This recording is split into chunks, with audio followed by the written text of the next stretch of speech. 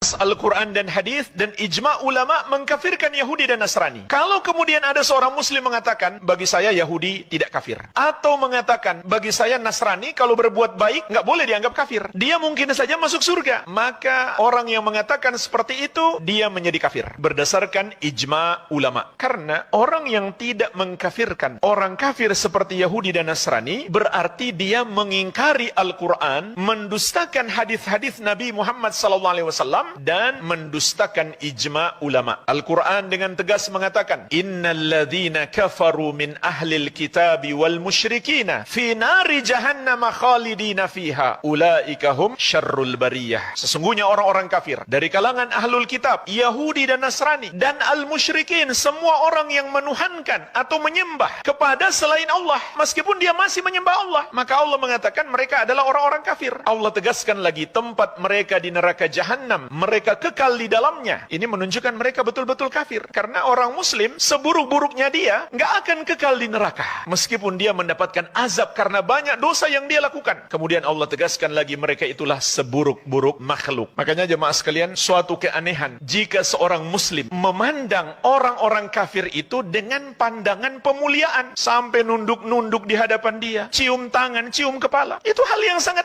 aneh. Sementara Allah mengatakan, ulaika hum syarrul bariyah, mereka itu adalah seburuk-buruk makhluk. Bagaimana bisa orang yang Allah hinakan lalu kita muliakan? Inhum illa kal an'am balhum adallu sabila. Tidaklah orang-orang musyrik itu kecuali seperti hewan, bahkan mereka lebih sesat, lebih bodoh daripada hewan. Wa man adallu mimma yad'u min dunillah. Di ayat yang lain Allah menegaskan, dan siapakah yang lebih sesat, lebih bodoh daripada orang yang menyembah kepada selain Allah. Allah hinakan mereka, tidak pantas kita memuliakan mereka, kecuali kita ingin mengundang murka Allah subhanahu wa ta'ala. Jadi Allah bukan hanya menegaskan mereka kafir, tapi kekal di neraka dan seburuk-buruknya makhluk. Ayat yang lain, laqad kafara alladhina qalu innallaha huwal masihu ibnu Maryam. Sungguh telah kafir orang-orang yang berkata Allah adalah Al-Masih, Isa putra Maryam. Kalau kita mengatakan mereka tidak kafir, berarti kita mendustakan ayat ini. Laqad kafara alladhina qalu innallaha thalithu thalatha. Sungguh telah kafir orang-orang yang berkata Allah adalah satu dari yang tiga. Ini pengkafiran yang sangat jelas, langsung dari kalamullah, ucapan Allah subhanahu wa ta'ala di dalam Al-Quranul Karim. Dalam hadis Rasulullah sallallahu alaihi wasallam bersabda, walladzi nafsu Muhammadin biyadihi la yasma'u bi ahadun min hadhil ummah yahudiyyun wala nasraniyun thumma yamutu wa lam yu'min billadzi ursiltu bihi illa kana min ashabin nar. Demi Allah yang jiwa Muhammad ada di tangannya, tidaklah seorang pun dari umat ini yang pernah mendengar tentang aku, apakah dia Yahudi atau Nasrani, kemudian dia mati sebelum masuk ke dalam agama yang aku bawa, kecuali dia termasuk penghuni neraka. Kalau kita mengatakan mereka mungkin saja selamat karena dalam agama mereka masih ada kebaikan, berarti kita mendustakan hadis ini, mendustakan satu hadis Nabi SAW yang kita tahu hadis itu sahih, juga termasuk pembatal keislaman yang disepakati para ulama. Kemudian nukilan ijma', diantaranya dinukil oleh Imam Ibnu Hazm dalam kitab beliau Al-Fisal. Beliau mengatakan, wahumul yahud wan nasara wahum kuffarun bila khilafin min ahadin minal ummah. Mereka Yahudi dan Nasrani, para ulama tidak berbeda pendapat bahwa mereka adalah orang-orang kafir. Wa man ankara kufrahum fala khilafa min ahadin minal ummah fi kufrihi wa khurujihi anil Islam. Dan barang siapa mengingkari kekafiran mereka, tidak meyakini mereka kafir, maka juga tidak ada perbedaan pendapat ulama, dia pun menjadi kafir dan keluar dari Islam. Jadi di sini beliau menukil dua ijma' ulama, dua kesepakatan ulama. Pertama, Yahudi dan Nasrani itu kafir. Yang kedua, orang yang tidak mengkafirkan mereka juga menjadi kafir. Sepakat seluruh ulama, tidak ada perbedaan pendapat. Seringkali saya ingatkan, penting dalam masalah hukum, jika ada ijma' ulama padanya, kita sebutkan. Untuk mengingatkan kita semuanya, di sini nggak menerima perbedaan pendapat. Kalau ulama sudah sepakat, tidak boleh lagi ada perbedaan pendapat.